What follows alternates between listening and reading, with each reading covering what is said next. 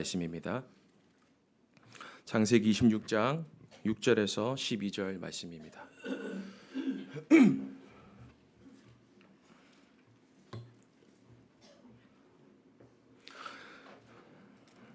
우리 다 함께 봉독하도록 하겠습니다.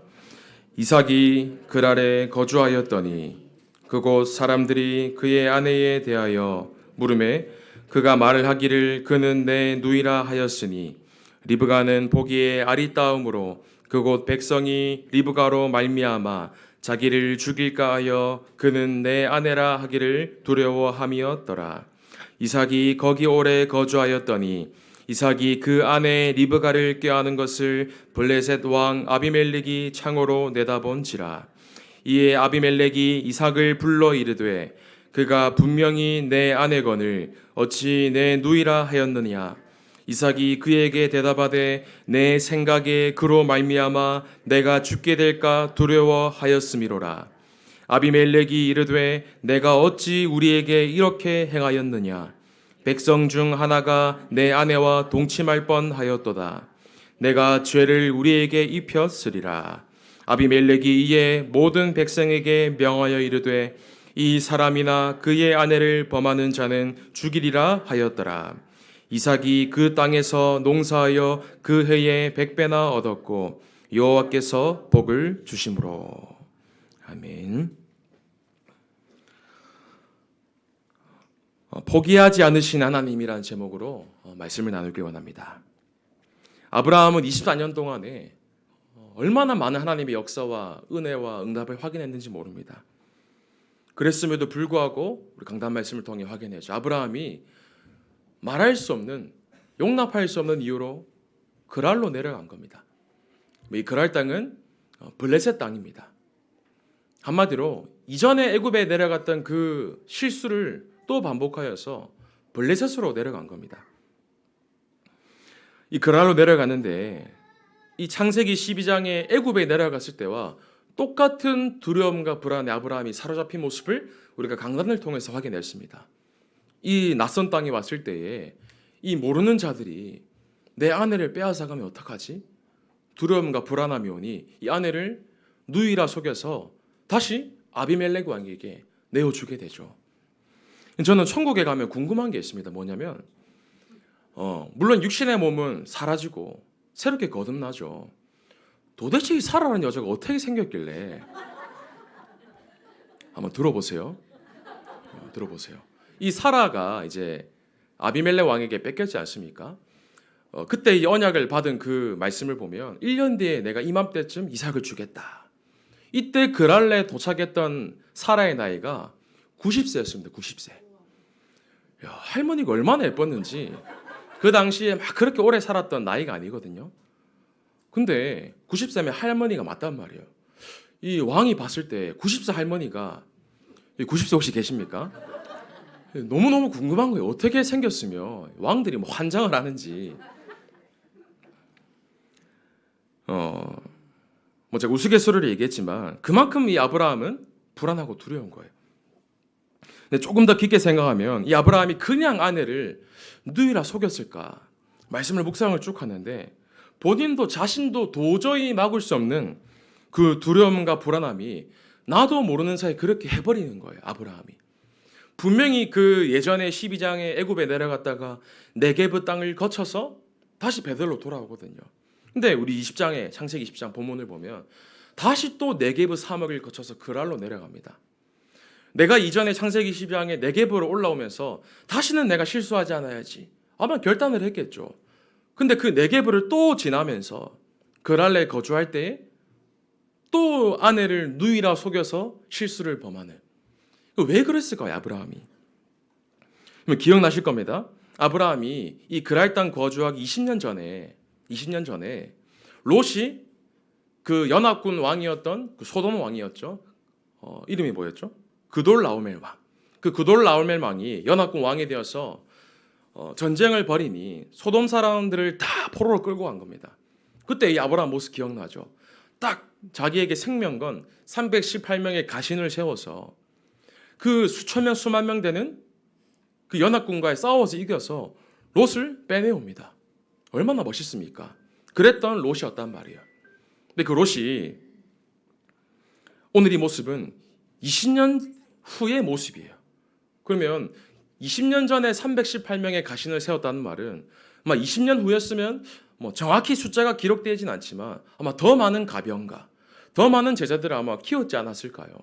그러면 그 수많은 가신들이 연합군도 무찔렀는데 이 그랄 땅에 걱정이 뭐가 있겠습니까? 더 용맹한 군사들과 함께 분명히 많은 제자들과 함께 그랄 땅에 내려왔을 텐데 왜 또 그 불안과 두려움에 사로잡혔을까요?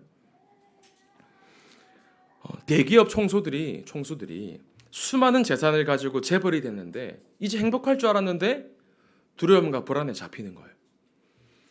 그 사랑 많이 받았던 그 연예인들이 이 수많은 수백만 명의 사람의 사랑을 받는데도 두려움과 불안에 잡혀서 공황에 빠지는 겁니다. 교회에 그렇게 충성했던 사람이 왜 한순간에 교회를 떠나게 될까요? 심지어 수십 년간 사역을 하고 목회를 하는데 수많은 제자를 키우고 세웠는데도 왜 무너질까요? 왜 이게 무너지는 것이 왜 그런 걸까요? 이해가 됩니까? 왜 사람이 무언가 영적 한계와 걸림돌을 맞아서 비참하게 무너지냐라는 거죠.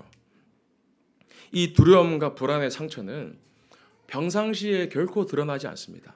평상시에는 말씀 듣고 기도하고 찬양하고 좋아요. 근데 분명한 것은 모든 사람 속에 깊은 창세기 3장의 오래된 상처와 두려움과 불안함이 있다라는 겁니다. 근데 그게 언젠가든 한 번은 드러난다라는 거예요. 당시 시족 사회였기 때문에 이 아브라함이 갈대아를 떠나서 여러 군데를 거쳤을 거 아닙니까? 그 당시는 이 시족 사회였기 때문에 이사하는 것 자체가 생명건 결단이었습니다. 지금의 이사와는 차원이 다른 거예요. 수십 명, 수백 명, 아니 수천 명의 가솔들을 데리고 그 황무지 땅을 가는 겁니다. 그때 뭐 차가 뭐가 있습니까? 걸어가는 길마저도 얼마나 힘들었겠어요. 그러니까 알게 모르게 이 가족을 책임져야 했던 아브라함에게는 많은 두려움과 불안이 잡히게 되었겠죠. 그러면서 많은 것을 생각하고 계산하고 많은 세상의 기준으로 판단했기 때문에 여러 가지가 쌓여왔던 거죠. 치열하게 살아왔던 아브라함에게는 말할 수 없는 뭔가 두려움과 불안함이 영혼 깊은 곳에 있었던 겁니다. 근데 이 아브라함이 그 지켜야 하는 것들, 내가 지키지 않으면 안 되는 그것들이 이제는 집착과 중독으로 바뀌는 거예요. 내 안에 내가 지켜야 돼. 그게 이상한 집착과 중독으로 바뀌어버리는 겁니다. 다락방 안에서 그래, 끝까지 내 신앙을 지켜야 돼. 막 의리로 신앙생활하는 사람도 있습니다. 막 이런저런 사건이 생기고 터지고 하는데 문제가 터질 때에 그래, 나는 내 신앙 지켜야 돼. 뭔가 열심 특심의 신앙이 있다라니까요. 교회 오는 게 사실은 너무 힘든데 그래도 교회는 가야지. 혹시 그렇게 버티고 계시는 분들 혹시 계십니까? 우리 교회, 우리가 그래도 무슨 일이 있어도 끝까지 지켜야 돼. 혹시 그랬던 분들 안 계십니까? 물론 그것도 너무 감사한데 우리 가정 내가 지켜야 돼, 내 자녀 내가 지켜야 돼 하는데 나도 모르는 사이에 내가 지키고자 했던 그것들이 다른 두려움과 불안과 함께 집착과 중독과 분열로 가는 거예요. 나도 모르는 사이 영적 데미지가 내 속에 점점 쌓여왔던 겁니다. 그게 어느 순간 아브라함처럼 터져버리는 거예요. 그래서 그랄 땅에 다시 와서 아비멜렉에게 똑같은 실수를 반복하잖아요. 누이를 아내라고 속입니다. 아브라함이요. 이 아브라함이 사실은 얼마나 괴로웠을까요? 내가 다시는 실수하지 않으리라 결단을 했을 텐데 믿음의 지경을 넓히면서 하나님께 다시 이름을 부르짖으며 단을 쌓았는데 똑같은 실수를 또 반복해버리는 거예요. 자기가 가장 피하고 싶은 상황이 또 벌어지게 되는 겁니다. 다시는 드러나지 않기를 바랬던 내 영적 상태와 두려움과 불안함이 터져버리는 사건을 또 만나게 된 겁니다. 마치 욥처럼 욥기 3장 25절에 내가 두려워하는 그것이 내게 임하고 내가 무서워하는 그것이 내 몸에 미쳤구나. 두려워하던 그 일이 벌어지게 된 거예요. 아브라함에게. 아브라함이 자신의 머리로 방법으로 생각으로 예방책을 막 강구하면서 막을 대로 막아봤어요. 그러나 똑같은 사건이 또 벌어지는 거예요. 그리스도로 끝나지 못한 그 부분은 다시 나에게 재앙으로 찾아오게 됩니다. 내 힘으로 도저히 막을 수 없는 그것, 그리스도로 끝내지 못하면 사단이 그것을 끝까지 물고 늘어뜨린다라는 거예요. 보세요. 왜 그 대단한 바울이 바나바와 싸웠는지 아십니까? 바나바도 사랑이 충만한 자였어요. 바울 아시잖아요. 왜 그 대단한 전도자 바울과 바나바가 왜 싸웠냐라는 거예요. 둘 다 복음을 위해 사는 사람이었는데. 근데 그걸 영적 사실을 보는 눈을 가지고 깊게 본다면, 사실은 근원적인 것을 본다면 내 기준, 내 주장이거든요. 그 마가 요한을 데리고 가냐 마냐, 그리스도와 함께 십자가에 못 박혔나니라고 고백한 그 바울이 왜 또 나는 날마다 죽노라 했냐라고 고백했냐는 그 사실을 아셔야 돼요. 이 바울이 내가 그리스도와 함께 십자가에 못 박혔나니 갈라디아서 2장 20절에 고백을 하죠. 그 배경을 좀 가만히 보면요, 바울이 1차 선교 여행을 마치고 이제 돌아온 직후였어요. 직후에 갈라디아서를 기록을 합니다. 이때 그 예루살렘에서 유대주의자들, 율법주의자들이 와서 안디옥 교회에 와서 이 바울과 논쟁을 하는 거예요. 왜 이방인과 식사를 하느냐, 할례 받아야 되는지 말아야 되는지, 율법, 전통, 그 제도를 막 얘기하는 겁니다. 그때 바울이 고백하는 거예요. 행위, 율법이 아니다. 내가 그리스도와 함께 십자가에 못 박혔나니 그리스도로만 구원받을 수 있는 거야 라고 바울이 고백을 하는 거예요. 얼마나 감사합니까? 그렇게 1차 전도여행을 끝내고 2차 전도여행을 또 떠나는 거예요. 이 바나바와 함께 또. 근데 떠나기 직전에 싸우는 거예요. 이 마가 요한을 같이 데리고 가냐 마냐. 그래서 2차 전도여행 이후에 바울과 바나바는 완전히 갈라서게 됩니다. 두 사람은 더 이상 보지 않았어요. 그리고 3차 전도여행을 바울이 떠나게 됩니다. 3차 전도여행을 쭉 떠나면서 여러 군데를 지나게 되죠. 그때 3차 전도여행 가운데 에베소라는 지역에 거주했을 때, 거기 머물렀을 때에 이 고린도 전서를 기록을 하게 돼요. 그때 바울이 고백하는 것을 기록합니다. 나는 날마다 죽노라. 이 고백이 보통 고백이 아닙니다. 수년, 7년, 8년이 지나고 1차 전도 여행 이후에 바나바와 싸운 그 이후에 수많은 사역의 경험이 본인에게 오게 되었죠. 근데 바울이 또 느낀 거예요. 내가 수년 전에 그 고백을 했는데 내가 그리스도와 함께 십자가에 못 박혔나니, 근데 사역을 막 하는데 아직도 그리스도를 끝내지 못한 내 모습이 보이는 거예요. 아직도 내 생각, 내 기준, 내 자존심, 내가 가지고 있는 지혜, 경험, 내가 아직도 그리스도를 끝내지 못한 것들이 너무너무 많구나. 그때 바울이 수년의 사역을 끝에 또 고백을 하는 겁니다. 나는 날마다 죽노라. 오늘 우리는 하나님의 은혜가 아니면 안 되는 줄을 진짜 믿고 고백하시길 바랍니다. 그럼 십자가에서 오늘도 날마다 그리스도와 함께 죽어야 되는 게 우리의 모습입니다. 나는 날마다 죽노라. 여러분, 하나님의 지혜와 하나님의 능력이 아니면 아무것도 할 수 없음을 우리는 알아야 돼요. 근데 정말 무서운 것은 이 영적 상태와 영적 흐름이 정말 거짓말같이 전달되어진다는 사실이요. 오늘 우리 본문 말씀 읽지 않았습니까? 저도 말씀을 읽는데 본문을 준비하면서 묵상을 하는데 진짜 소름이 끼치더라고요. 26장에 보면 이 아브라함이 수많은 여정과 역경 끝에 언약 안에 아들을 낳지 않습니까? 근데 이상하죠. 이삭이 말도 안 되게 소름 끼칠 만큼 아버지와 똑같은 행동을 하는 거예요. 26장 1절입니다. 그 땅에 흉년이 들매 이삭이 그랄로 가서 블레셋 왕 아비멜렉에게 이르렀더니, 흉년이 드는데 이삭이 어떻게 합니까? 그랄로 내려가요. 우리가 봤던 사실이죠. 흉년이 들었을 때에 애굽으로 내려가고 그랄로 가고. 이상하죠. 영적 대물림이라는 것은, 영적 흐름이라는 것은 이만큼 소름 끼칠 만큼 무섭다라는 겁니다. 여러분, 지금도 시대는 늘 힘들어서 이때도 흉년이 있고 기근이 있었지만 지금도 사실 얼마나 먹고 사기 힘듭니까? 지금도 영적 기근, 영적 흉년, 네피림, 후대 재앙 시대입니다. 한 번도 세상은 너무 먹고 살기 좋다라고 한 시대를 산 적이 있습니까? 없으시잖아요. 1950년대든 60년대든 그때나 지금이나 늘 사람들이 하는 말 먹고 살기 힘들다. 한 번도 이 시대는 먹고 살기 좋았던 시절이 없습니다.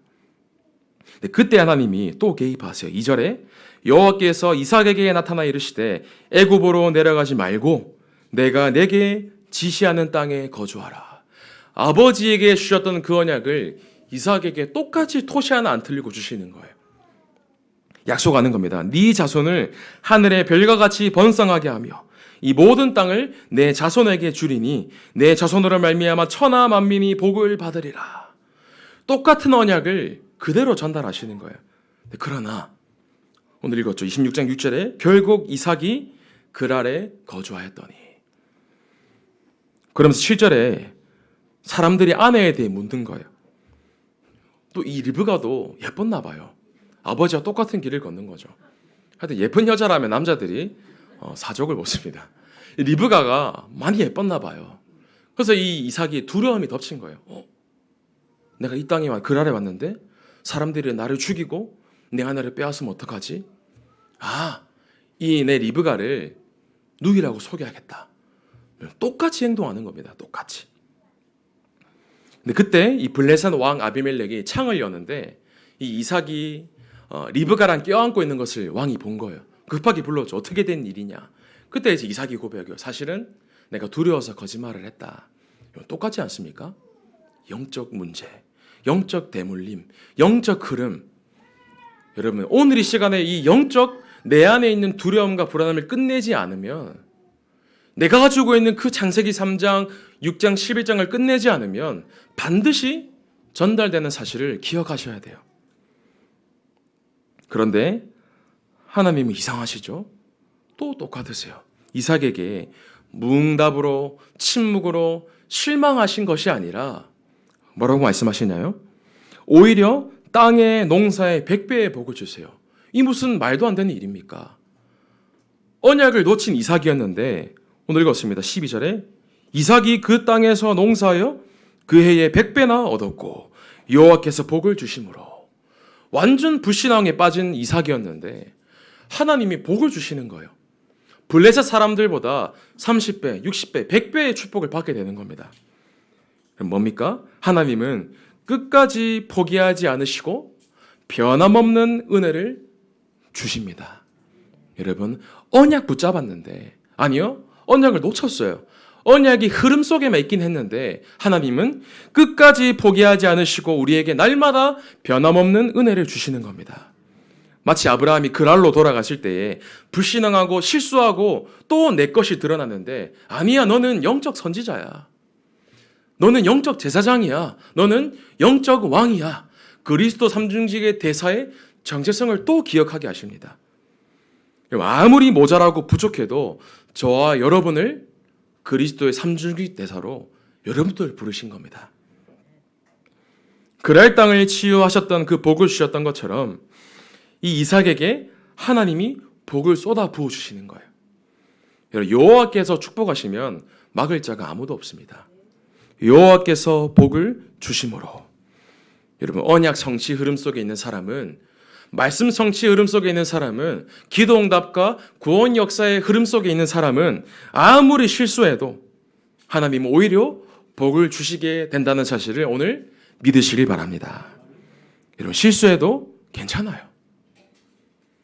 이 말이 막 범죄하고 죄를 지어도 괜찮다, 그 말이 아니잖아요. 혹 넘어져도 내 것이 막 폭발해서 나에게 막 드러나도 괜찮다라는 겁니다. 하나님은 실망치 않으세요. 실수해도 실패해도 그리스도 언약 안에만 있으면 되는 겁니다. 왜요? 아브라함의 대를 이어서, 이삭의 대를 이어서 메시아이신 그리스도가 와야 되기 때문에.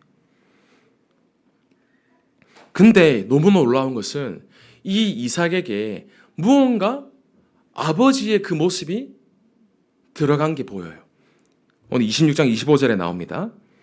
이후 이삭이 실수한 이후에 브엘세바에서 제단을 쌓고 여호와의 이름을 부르며 거기 장막을 쳤더니, 실수했는데 무언가 본 게 있는 거예요. 맞다. 아버지도 실수하셨지만 다시 여호와의 이름을 부르며 단을 쌓았었지. 그거를 이삭이 봤던 거예요. 그래, 내가 실수하고 넘어지고 내가 언약을 잠시 놓쳤지만 아니야. 다시 내가 여호와의 이름을 부르짖어야지. 롯과는 다른 모습인 거예요. 실수하고 넘어졌지만 다시 여호와의 이름을 부르며 단을 쌓았던 이삭이었다는 겁니다. 이삭이 누군지 아십니까? 이삭은 그 모리아 산에서 그리스도를 체험했던 자입니다. 이삭은요. 싸우지 않고 이긴 자, 경쟁하지 않고 모든 것을 정복하고 성취했던 자, 그게 이삭이었어요. 이삭에게 완전 그리스도가 각인되었다는 사실인 겁니다. 여러분 잘 아시겠지만 창세기 22장 13절에 이 모리아 산에 이삭이 아버지와 함께 올라가서 그 제단 위에 본인이 묶이지 않습니까? 근데 그때 아브라함이 눈을 들어 살펴본 즉 한 순양이 뒤에 있던 겁니다. 그 순양을 다시 풀어서 순양이 어떻게 뼈가 발라지고 배가 갈라지고 온 몸에는 창자가 꺼내지고 온 몸에는 피가 나오고 불태워서 재가 됐는지 이삭이 그걸 눈으로 본 거예요. 완전 시청각 자료였죠. 완전 영혼 속에 생각 속에 마음 속에 각인된 겁니다. 여러분 우리 영혼 속에 이 그리스도가 한 번 각인되면 절대로 망하지 않는다는 사실 느꼈을 거예요. 그래, 내가 저 양처럼 죽어야 되는데 내 배가 갈라지고 내 창자가 다 쏟아지고 내가 피 발라져서 완전 재가 되어서 타서 죽어야 되는데 저 순양이 죽었구나. 아, 그리스도가 나 대신 죽게 되시는구나. 이 그리스도가 인생에 완전 각인된 거예요. 이번 주에 복음을 전했는데 한 분에게 복음을 전했는데요. 이분이 배경을 얘기하더라고요. 본인 아버지가 저 강원도 원주에 제일 큰 절이 있대요. 거기에 본인의 모든 재산을 탈탈 털어서 이렇게 절을 지은 거예요. 사찰을. 그래서 막 이제 자기가 불교 배경에서 자란 것을 얘기하시더라고요. 그러면서 하시는 말이 종교는 다 좋은 것 같아요 하더라고요. 불교도 좋고 천주교도 좋고 와 교회도 너무 좋고 존중한다. 제가 뭐라고 얘기했냐면 그래요. 종교가 더 좋아 보일 수도 있지만 그 대단하게 생각하는 석가모니 부처 아담의 후손으로 왔다. 그 말이야. 아담의 후손으로 왔다. 여자의 후손으로 오신 그리스도가 아니면 당신이 절대로 빠져나올 수 없는 창세기 3장의 근본 문제 당신 힘으로 절대 나올 수 없는 겁니다. 여자의 후손으로 오신 그리스도가 아니면 절대로 사단의 세력을 꺾을 수 없는 겁니다. 당신이 지금 다른 것 아니라 여자의 후손으로 오신 그리스도가 당신에게 필요합니다. 여러분 우리에게 다른 것 아니라 여자의 후손이신 그리스도가 각인되어야 돼요. 이삭에게 이게 각인되었던 겁니다. 언약 안에만 있으면 실수해도 정말 괜찮습니다. 하나님은 우리의 죄와 실수 절대로 기억하지 않으세요. 그 증거를 대보겠습니다. 이사야서 43장 25절에 나는 나를 위하여 너의 죄와 허물을 도말하는 자니 네 죄를 기억하지 아니하리라. 우리가 뒤에 숨어서 무슨 짓을 하든 내가 혹 어떤 범죄를 저질렀든 하나님이 기억하지 않겠다 말씀하시는 거예요. 히브리서 8장 12절에요. 내가 그들의 불의를 긍휼히 여기고 그들의 죄를 다시 기억하지 아니하리라. 여러분 그리스도 붙잡으면 하나님이 우리가 어떤 실수를 저질렀건 기억하지 않겠다 말씀하시는 겁니다. 하나님이 나를 포기하지 않으셨는데 어찌 우리가 나 자신을 포기할 수 있겠나 말입니까? 하나님이 나를 포기하지 않으셨는데 어떻게 우리가 한 영혼을 포기할 수 있겠단 말입니까? 여러분 결론입니다. 하나님은 우리를 절대 포기하지 않으십니다. 그렇기 때문에 오늘도 넘어져도 괜찮아요. 오늘도 다시 그리스도 붙잡고 다시 새 힘 얻고 다시 새롭게 시작하시기 바랍니다. 우리는 반복하고 또 반복하면서 이 완전하신 복음을 내 영혼 속에 끊임없이 각인시키셔야 돼요. 그러지 않으면 계속 나의 것 올라옵니다. 나는 날마다 죽노라. 그래서 이 복음을 계속해서 집중하는 구체적인 방법을 여러분들이 붙잡고 도전하실 필요가 있어요. 복음을 정확하게 집중하며 도전할 수 있는 6가지 방법이 있습니다. 로마서 10장 17절 말씀. 이 말씀을 어떻게 집중하냐? 그러므로 믿음은 들음에서 나며 들음은 그리스도의 말씀으로 말미암았느니라. 아침에 일어나서 자기 전에 말씀으로 시작하는 거예요. 말씀을 계속 들으면서 복음에 집중하는 겁니다. 계시록 1장 3절입니다. 그 예언의 말씀을 읽는 자, 듣는 자, 지키는 자가 복이 있나니. 말씀을 듣고 읽고 지키는 거예요. 오늘 치유사명자학교도 보니까 전도사님과 함께 한 절 한 절 찾으시더라고요. 그게 내 영혼을 치유하고 복음에 집중하는 방법인 겁니다. 여러분, 그 말씀에 집중하셔야 돼요. 시편 1편 1절에서 3절. 복 있는 자는 악인들의 꾀를 따르지 아니하나니 죄인들의 길에 서지 아니하고 오만한 자의 자리에 앉지 아니하고 여호와의 율법을 즐거워하며 주여로 묵상하는도다. 말씀을 하루에 계속 하나씩 묵상하는 겁니다. 그래, 강단 말씀. 하나님은 실망치 않으시는 거야. 하나님은 끝까지 나를 기다리시고 나의 영적 사명이 무엇인지 계속 말씀으로 나를 점검하는 겁니다. 하박국 2장 2절에서 3절 말씀이요. 그 하나님의 말씀 묵시, 그 묵시를 기록하되 명백히 판에 새기고 달려갈 때라도 읽을 수 있을 만큼 말씀을 한 문장 한 단어로 기록하시는 거예요. 이 복음에 집중하는 방법이 우리에게 필요합니다. 이 말씀. 그러면서 사도행전 2장 42절 말씀. 그들이 사도의 가르침을 받아 떡을 떼며 서로 교제하기를 힘쓰더니. 여러분, 강단 말씀 붙잡고 교회 와서 막 사람 소리, 뭐 누가 막 들었나 이랬다 하더라. 주일에 뭐 월요일에 화요일에 수요일에 이랬다 하더라 하지 마시고 말씀 보러 일어나시길 바랍니다. 정말이에요. 정말이에요.